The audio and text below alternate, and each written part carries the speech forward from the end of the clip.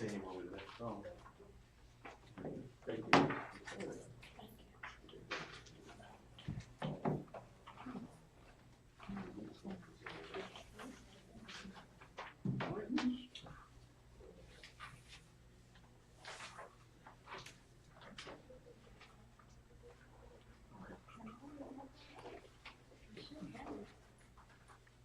Yeah, this is the same way.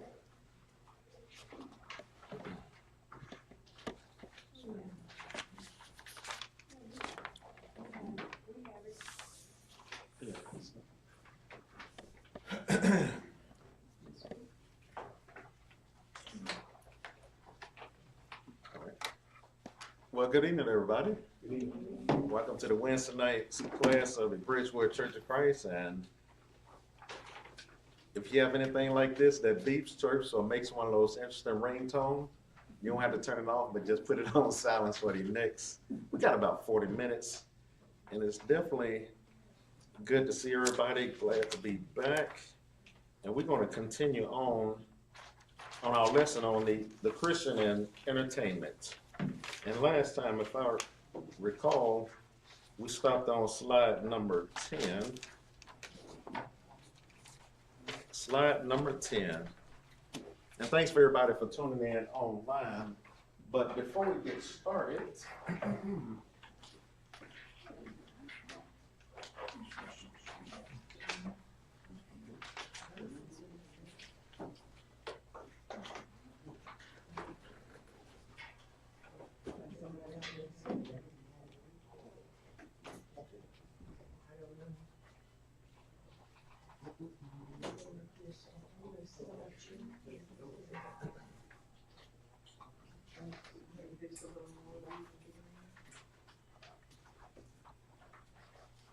hopefully y'all can see the board. And before we get started, I just want to run a couple of numbers by y'all because y'all know our enemy, he always wants our mind, right?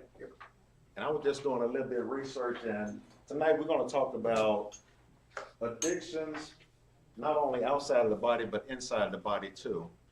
And I'm looking at this survey, and the number one addiction they had was gambling. And you know, the thing that's so elusive about gambling is you can get caught up, and then next thing you know, you don't know where all the time went. And you know, it ain't like back in the days where you had to go to the casino up in Oklahoma. You can do it right now on your phones. They make it convenient for you. So gambling out of the adults, it's about 61% that's addicted to gambling. And then they say the evangelicals, it's about 27% of those. And for the born again Christian, you got about 45% that's addicted to gambling. And then went on to the next one, which is sexual thoughts. That's stuff you think in your mind. And that's about, every adult, it's about 59%. Now they didn't say male or female, but adults, anybody that's over the age of 18. And the evangelicals is 10%, and the born again Christians, 49%. Yes. And like I tell people, just because you get baptized, those habits, they just don't go away right away. We have to replace those habits. And then we go down to pornography. Now, out of the whole adult population, they say it's about 38% of the people that's addicted to it. And this didn't happen overnight. They started doing it little by little. So we have to watch what we put in our mind. And the evangelicals, that's about 5%, and for the born again, 28%. So just because you're born again don't mean you're not addicted to those habits. You have to replace the habits. And the last one is profanity. Y'all know anybody that cuss? Well, I do tech support, and I hear a lot of profanity on the line. So out of the profanity, it's about 30%, 36% of the adults, 7% of evangelicals, and y'all look at this number. About 29% of the people that's born again still have a problem with profanity. And all it is that practice, because people been doing it so long, sometimes they're unconscious of it. So we have to be really cognizant of what goes in our mind and what comes out of our mouth, because what's in our mind it's going to come out. And I was just looking up, and I was asking the guy I was having a conversation, and I was just telling him, y'all know God and the devil, they in the same business, right? What business is that? Trying to get you. Hmm? Trying to get you. Trying to get you. Barbara? The devil trying to get him for souls and God trying to save his soul. Yes, they both in the soul business. Sister Alicia? I said souls. Souls. And the reason they do it is, the big thing now they do it is, they do it by Facebook, Instagram, Twitter, which used to be called X, or Snapchat, and they're all in this business. This is what they want. They want your attention. Because whatever you pay attention to is gonna rule your life. So they both in the same business, but whoever gonna win is the one you pay the most attention to. And the reason why attention is so important is, if you look at advertisers, they say in 2024 last year, they spent 917 billion on advertising. Do you think they'll spend all that money if it wasn't working? And then it's projected to be 1.17 trillion. There's a reason why they're spending all that money, because they want your attention and they want it to be on your mind all the time. So be careful with that advertising. And the next stuff we'll go over when we get to the Bible, but I just wanted to share that with y'all. You know, we really have to be careful on who we get our attention to and what we give our attention to, because it will take you down. Can I just ask before you leave that? Sure. Where did you get that study? Where can I find that? You can give it to me later, but. Oh, I'll give it to you, but you can go to advertising.com. They do a survey every year. And then this is one by the National Addiction Society. National Addiction Society. Yes. And I always tell people, you know, because I talk to a lot of people, if you need help with this stuff, don't be ashamed, because what the enemy uses is shame, so you won't get rid of. Because anything you shame of, you're going to hide and cover it up. But if you're not ashamed, he can't use it against you. So we have to really be careful with that. But let's go down to slide number 10. We'll continue on. We're talking about Christian and the entertainment. It says lewdness, lust, and entertainment. Let's turn over to Psalm 101 and verse 31.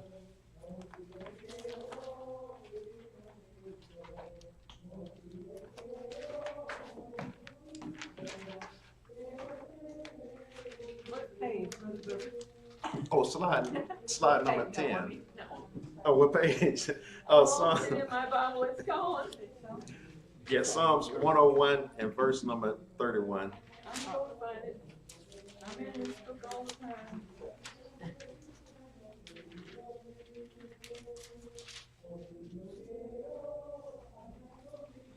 101 and verse 3. The Bible says, I will set no wicked thing before my eyes. I hate the work of them that turn aside, it shall not cleave to me. So it is telling us we have to watch everything that we look at. Because these companies, they know y'all, they know how to get you off track. You know, a lot of people, they think certain things are, you know, it's no big deal. But once they get into your subconscious mind, it's going to be there. It could be 5, 10, 15 years that something happened, but you will always think of that. That's why certain movies I can't watch. It brings back bad memories, you know. And people, they have to really be aware of that, because it could be in there so deep that we don't even think about it. You know, you could be sitting right there in the service, sitting in the seat, but your mind is somewhere else. So we have to be really careful what we feed our mind, because where your attention goes, your energy is going to flow there. So we have to be really careful of that. Let's continue on. Matthew 5 and 28. Matthew chapter 5 and 28.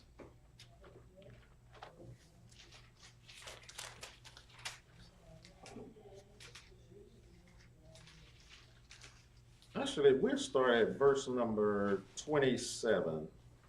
The Bible says, and ye have heard it said to them of old time, thou shalt not commit adultery. But I say to you that anyone that looketh on a woman to lust after her committed adultery already and where? In his heart. It's those thoughts, y'all. And it goes both ways. You know, it's not just all the men, but it's the women too. So we have to be really careful and we have to guard what goes in our eyes and the stuff we listen to. Because I'm gonna tell y'all, it's so many distractions out there. It's kind of hard to get away from it because it's everywhere. And especially, you know, the enemy, he can use our kids. Y'all know that, right? Our kids, he uses them to get to us. So we have to raise them up in the way they should go and they won't depart from it. You know, because I remember when I was growing up, you know, I grew up in Mississippi. They used to always say, we can tell a family by their last name. And they say, we can tell because you acting like that family. Now, you know, if that family got a bad reputation, you don't want to hang around them. And your parents, they always, you know, my grandmother used to always tell me, remember your name. Your name is very important because people, they'll remember. And I'm going to just tell y'all, there's people always watching. Always. They may not say nothing, but if they see you slipping or they see you messing up, oh yeah. They say, oh, I thought you was a Christian. I am.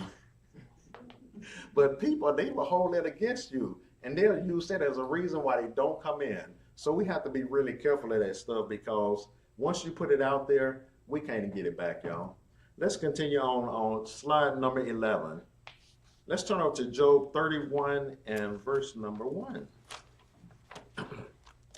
Job 31 and verse number 1.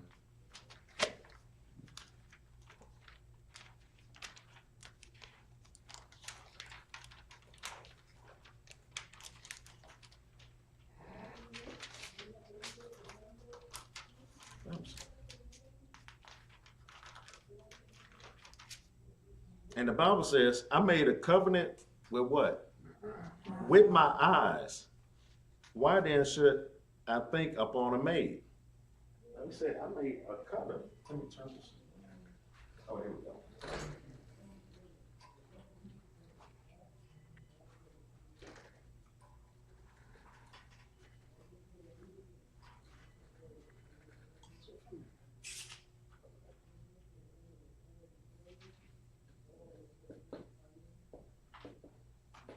So he made a covenant with his eyes, right?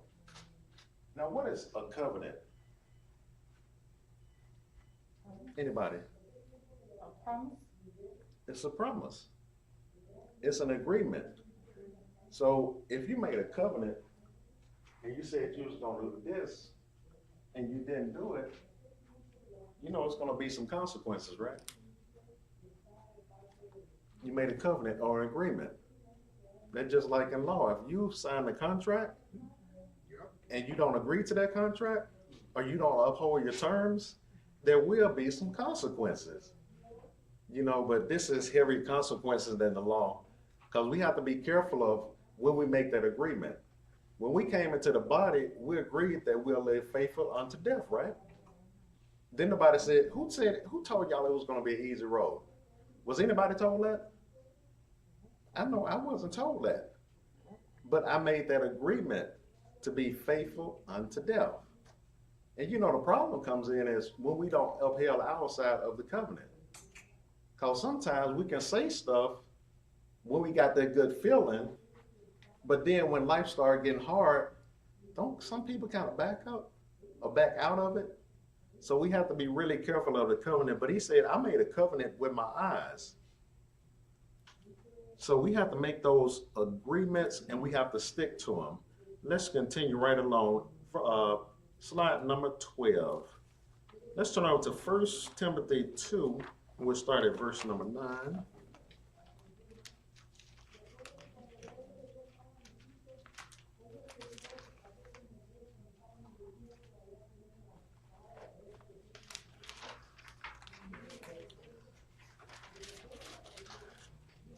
First Timothy 2 and start at verse number 9.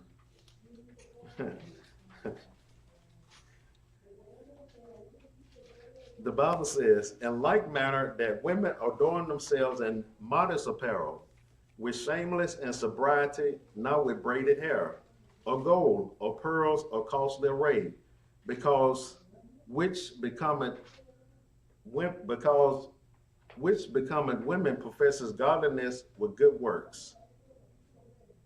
It says, let your women dress in modest apparel. Why did the Bible say modest?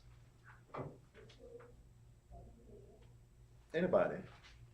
The way you look, kind of. Like it the way you look. It's the way you look.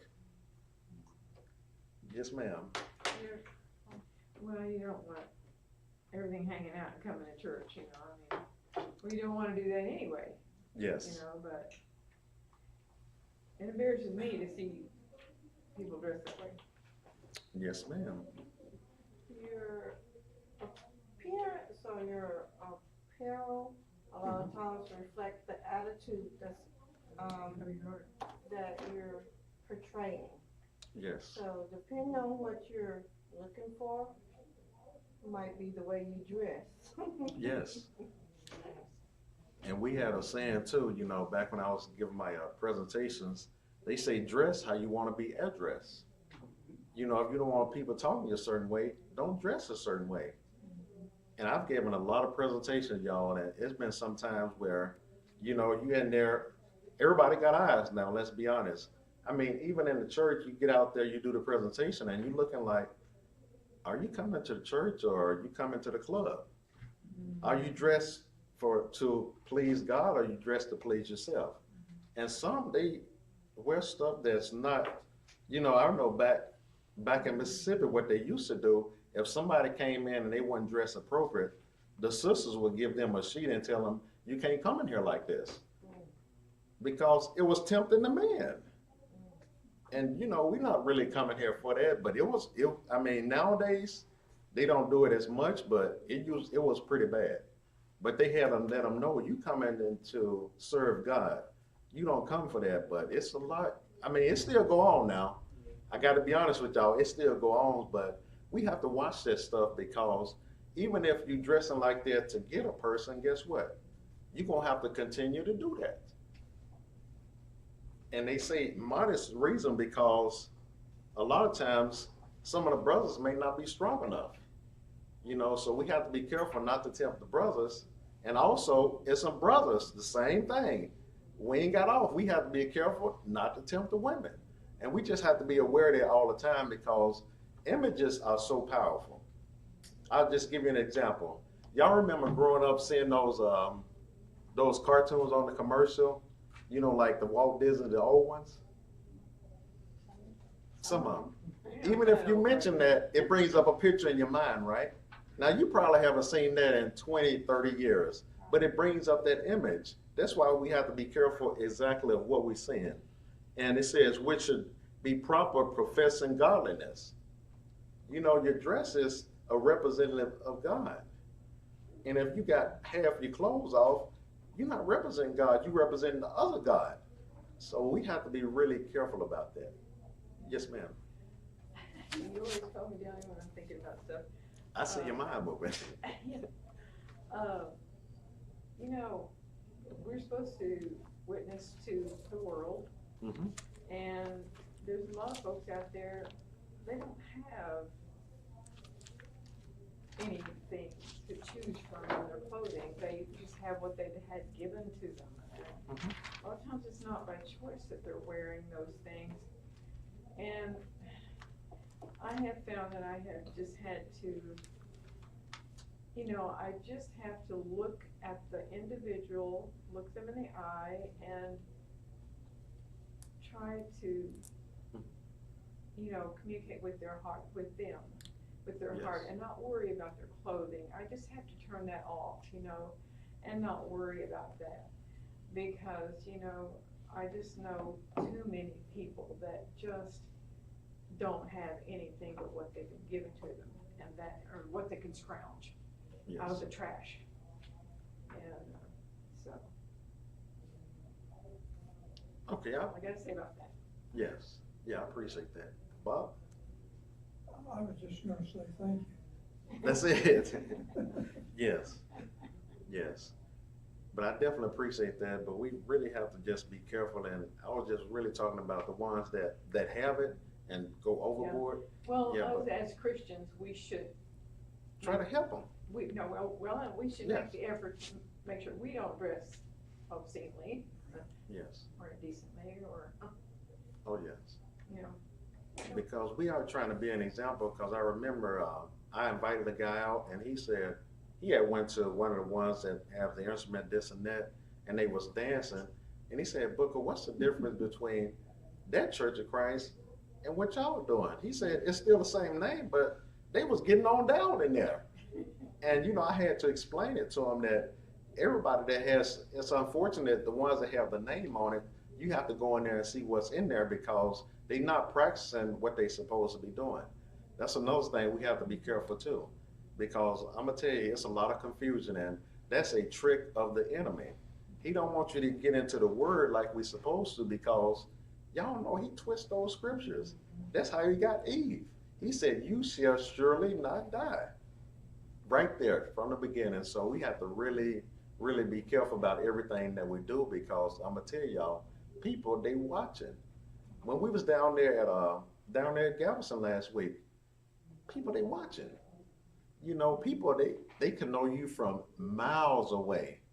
Trust and believe, they watching. Sister Barbara, you had something? If not, we're gonna move on. All right. All right, let's continue on Exodus. We still talking about lewdness, lust, and entertainment. Let's turn over to Exodus 20 and verse 26.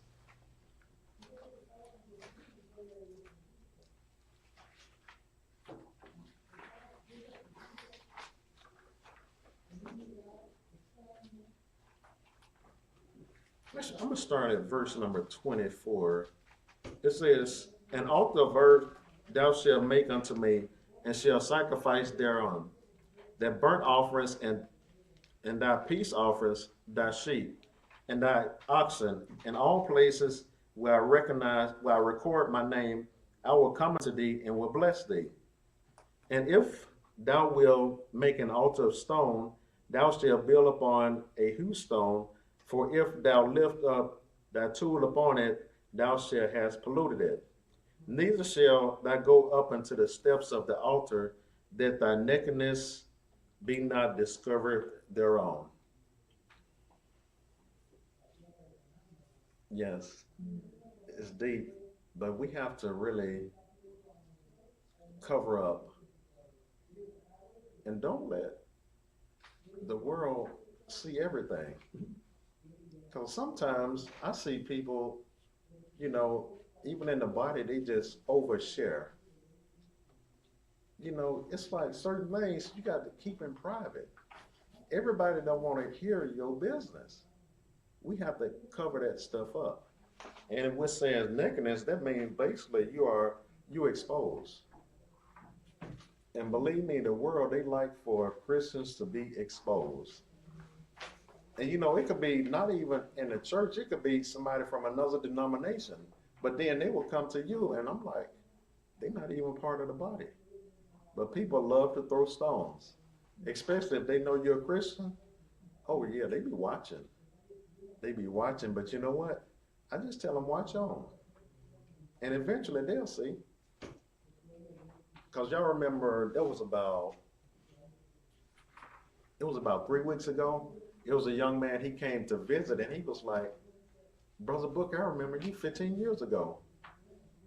I said, for real? I had forgot about it. He said, you was teaching class then. But I'm gonna tell y'all, people, they remember.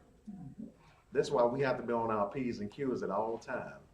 You know, they remember you. And you be like, half of the stuff you forget about. Because I talk to so many people, half of them I forget about, you know, but they remember how you treated them and how you shared the gospel with them.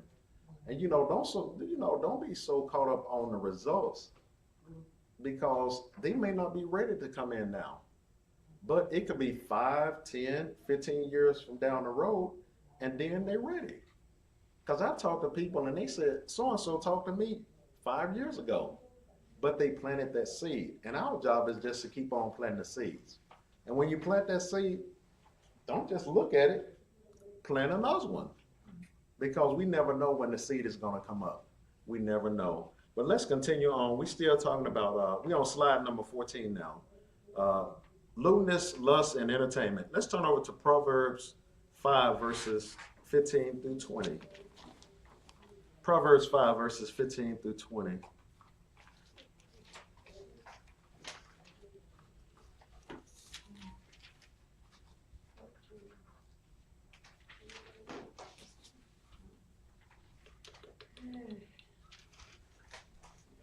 The Bible reads, drink waters out of thy own cistern, and running waters out of thy own well. Let thy fountains be dispersed abroad, and rivers of the water in the streets. Let them be thy own, and not the strangers with thee. Let thy fountain be blessed, and rejoice with the wife of thy youth. Let her be as loving hind and pleasant roe.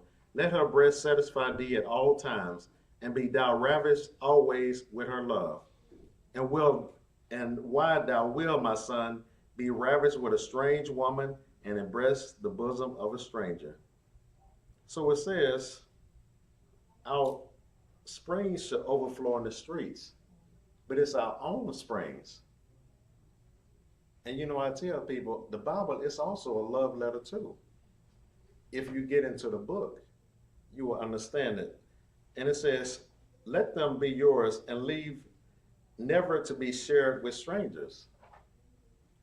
Don't share it with strangers. Because believe me, people will take whatever you got. And if you're a giver, they're going to keep on taking. And they'll be like, is that all you got? Can you bring some more? So we have to be careful as givers. And why embrace the bosom of another man's wife? In other words, get your own wife. You know? And you know, it's just so amazing where the Bible, it gives so much instruction and wisdom. All we have to do is just read it. And most of these books that come out, especially a lot of the motivational books, like As a Man Thinketh, Think and Grow Rich, it's all right here in the Bible, y'all. You can save yourself some money just by reading the Bible. Mm-hmm.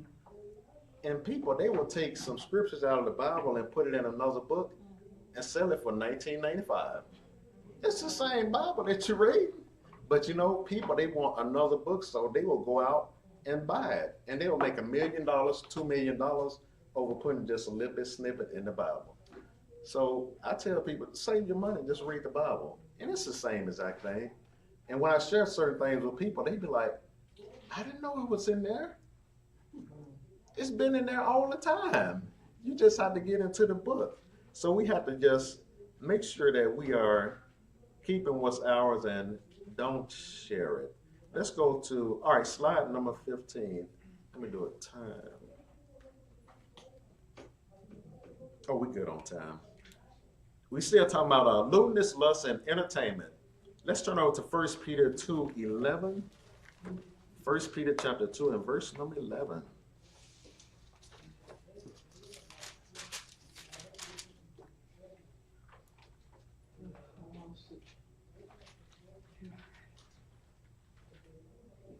Oh, I'll wait on you. I know it's in here. I'll find it in. It's in there. 1 Peter 2. 2 and verse number 11. Okay, got it.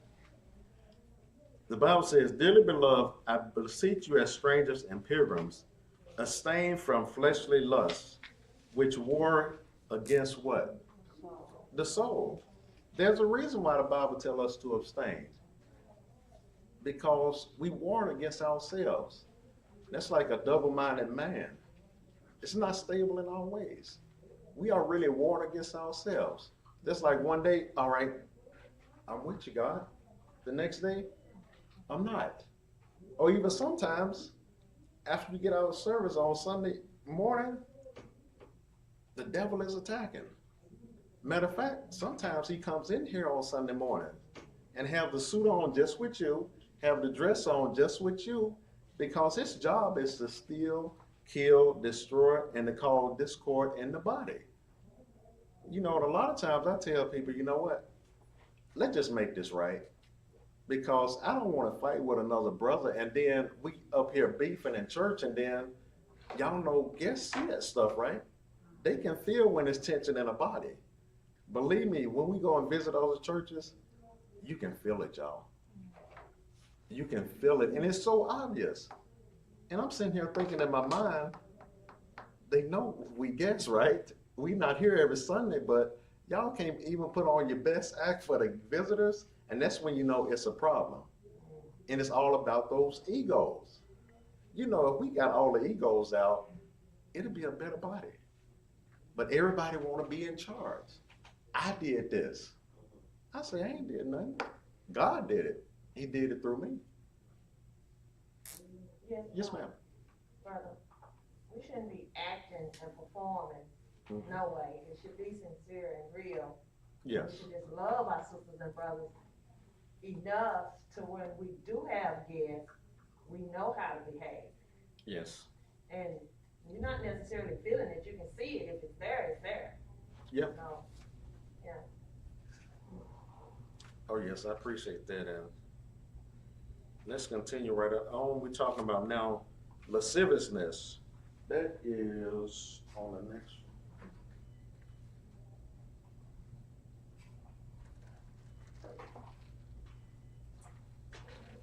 Hopefully y'all can see this. But it's on the page 15, lasciviousness. That's wanton acts or manners as filthy words, indecent body movements, unchaste handling of males and females. Better known as the internet. Amen. You know, I'm gonna tell y'all, it's so much stuff out there, you can get distracted with these devices.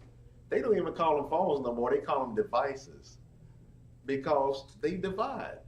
You know, I've seen stories where, you know, you can go out to a restaurant and you got the family out there eating, and everybody's like this. And they texting each other right at the table. It's like, to me, that's just mind-boggling, y'all. You know, we out here to have a good conversation. That's not family time. It's not. It's not. And then people wonder why we so disconnected, you know. People, they don't even see each other no more. And we supposed to be family. We God's family, right? You know, whether y'all like it or not, we family. And the family has problems, you know, but we should be able to communicate with each other. And just like Sister Alicia said, if you have an issue, work it out with your brother or sister. Don't tell everybody or Facebook it, work it out, you know? And that's the type of love we should have, but I'm gonna just tell y'all, it's so much stuff out there where I remember when I was growing up, you couldn't even mention some of this stuff that's going on. And now, it's on every commercial. You know, it's like, what's that other one, Martin family? Oh, boy. 2 dads, and then they got another one with 2 moms, and the kids are confused. And when the kids grow up, they don't know what to do. And then they get mad because the other kids tease them at school because they got 2 moms or 2 dads, but you caused the problem. You know, so we have to be honest with each other because a lot of this stuff, it comes from just not even being aware of what's going on. Because I'm gonna tell y'all, when my nephews, when you know, I used to pick them up and, you know, spend the weekend with them, I used to sit there and watch what they watch. And a lot of these cartoons, y'all better watch it because it's getting into their mind when they small. And then when they teenagers, it's stuck in there. So we have to be careful about that. You know, you give your kid a tablet and then just put them in the room. In other words, the electronic babysitter. We have to spend time with our kids because if we don't, somebody else is. Yes, sir. And just before you move on to the next segment, the things that outside influences that affect us. I know you left one passage, one scripture off that I think fits in here. 1 Corinthians 15:33. The Bible says yes. Evil communication Corrupts. corrupt. Good morning. And so when you sit there and you take stuff in, you don't even realize it. Yeah. But it corrupts good manners. It takes your thought process, and like you say, after a while, it's kind of like the frog, you know, theory. They say you put a frog in cold water, nothing, but you turn the heat on, you know, before you know the frog is cooked, and you didn't realize the water got hot. Yes. And that's how we are as Christians, I think, in America today. Stuff for 50 years ago you wouldn't even mention, but now it's prominent on TV. The water Yes. got hot, we cooked, we didn't even realize it. Yep. And you know, it's like everything, you know, like they did a study on these, the developer of these apps. And you know, most of the developers, they don't allow their kids to have these phones because they make them addictive. So, you know, they put the genie out the bottle and then they don't even want their kids to have them because they know it influenced their mind. And you know, because if you think about these kids, if you take away their phone, they don't know how to act. I know when I was growing up, we didn't have no phones. I didn't have a cell phone until I got in the Navy and I was like 25 years old. I had that big brick phone and we didn't have no internet or nothing. It was like $3 a minute to call. I used to call my mom, hey, call me back. I can't talk now. But you know, it's so much stuff out there that's distracting, and what they want it to be is normalized, where you see it so much that you think it's normal. And then if you speak it against it, they think you're the enemy. I'm like, no, this ain't normal. But you know what? We still have to stand firm. Even though it's a lot of forces that's against the body, we still have to stand firm. It's a lot of forces that's against our household. And it's definitely a lot of forces against marriage, y'all. You know, they talking about trying to decide what is the meaning of marriage. Look in the Bible. But, you know, we can be in here talking about that all day, but I'm gonna tell you, it's pretty bad, but we have to still stick strong and teach your kids, because when they go off, they'll remember. And I still remember lessons from my mom, and she's not even on this planet no more. Growing up, she used to teach me, don't go around there. Because if they catch you around there and you go to jail, number one, I ain't gonna get you out. And then number two, when you get out, it's gonna be some corporal punishment. Oh, they don't do that no more, corporal punishment. But back when I was growing up, it was corporal punishment. But we have to be careful about, especially unchaste handling of males and females, and it is a lot. And now we're gonna talk about, let's move right along, slide number 16 is gambling. And the reason why gambling is coming up so much is because nowadays it's convenient. You don't even have to get in your car. And then if you go to a gas station, guess what? Lots of slot machines. And they don't care because they do it so much, but that is a habit where I tell people you have to be really, really careful, because I've seen families destroyed. I've seen people lose their whole retirement. They lose their home and everything because of that little gambling. And at first they say, oh, you know, it's just a little bit. But that little bit turns into a lot. Because, you know, you look at these casinos, there's a reason why they look so beautiful. That's all the money people has lost. And then you go in there telling them, I'm gonna win. You ain't gonna win nothing. Only thing they win is what people have lost. There's enough winning going on that keeps you coming back. Yes. So there is some winning going on. Yeah, they'll let you. It may be $10. Mm-hmm. It may be 50. Yeah. It may be a nickel, but you're winning. Yeah. And it was just, you know, I remember when they bring those river boats down in Mississippi. It's like the whole town was there. And I had a principal that he lost his whole retirement because he used to go to the boat all the time. And that was back before they had direct deposit. You can go and get your check cash at the boat. And then you get your check cash, guess what? There's a slot machine. So it's all a trick, y'all. So we have to be careful of that. I used to go to Las Vegas every year, twice a year. Mm-hmm. My brother stayed in Barstow. Okay, Barstow. I know Barstow. Yes. Yeah. Oh, yes. But I had family there altogether. Yeah. But I like to go to Las Vegas because I like the scenery. I like the buildings. I like the architect. It didn't have nothing to do with gambling because I'm not a gambler. And I won't say I didn't drop 25 cents, but if I didn't get my 25 cents back, I knew I had to keep pushing on. I'm out. That's it.